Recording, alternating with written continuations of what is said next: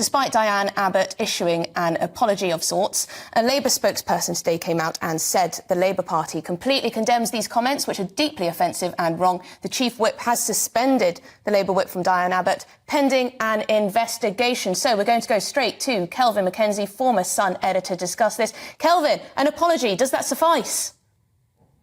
Well, I'm not into the council culture in a massive way, but what this does prove conclusively is that anti-Semitism is deeply rooted within the Labour Party, and that no matter how hard Starmer either tries or pretends to try, he can't dig it out.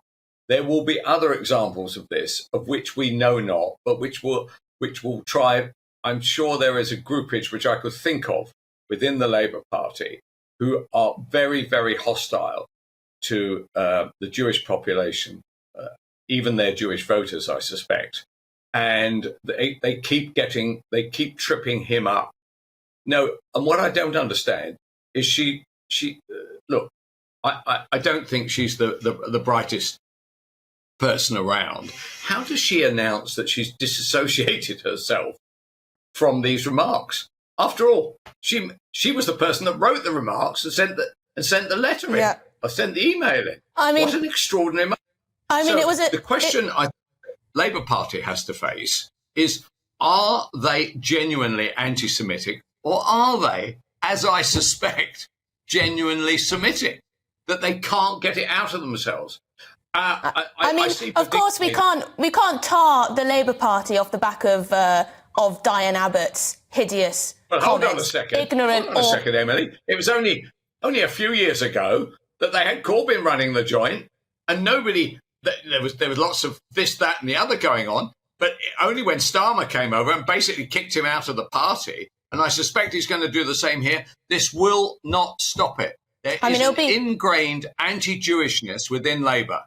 I mean, it'll be quite extraordinary if she does get booted out of the party altogether for this. I mean, I could certainly see the case for this. But she clearly believes, does she not? She clearly believes from her words that some racisms are worse than other racisms. This is a horrible way of looking at the world. It's identity politics gone mad. And I can safely say, as a redhead, there is absolutely no comparison between any prejudice I have experienced for being a ginger and that which Jews have experienced today and have experienced historically. Yes, well, I mean, what is astonishing is that anybody has to say that.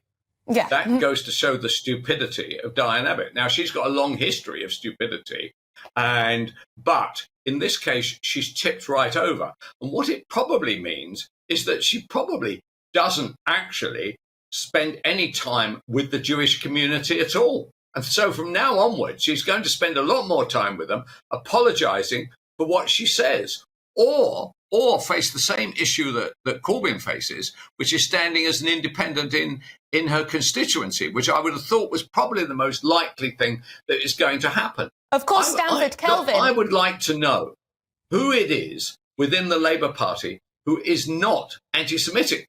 I would just like them all to fill in a form saying, I guarantee to you, I am not anti-Semitic. They don't have to prove it. They just have to say it. The question for Diane Abbott is, could she, prior to this, have said that? Could she have said that? I don't know. Corbyn refuses point blank to actually make the simplest of announcements about his view towards Jews. He could still be in the party today if he was prepared to say that actually, do you know what, the truth about the matter, I've been misunderstood on this, I love Jews. Right? Well, why doesn't he just say that? Why doesn't Diane Abbott just say that? Kelvin, well, Corbyn's influence, thankfully, has reduced significantly within the Labour Party. But going back to the position that Diane Abbott is in, she represents a constituency which is home to Stamford Hill. Most people will know that that is an area that has a large proportion of Orthodox Jewish people within it. That makes it incredibly you can just see the political misjudgment there, but also particularly offensive. Yes, right. So that is a very good point. And do you know that I know many, I don't know all of them, obviously, but I know many of the Jews in that area.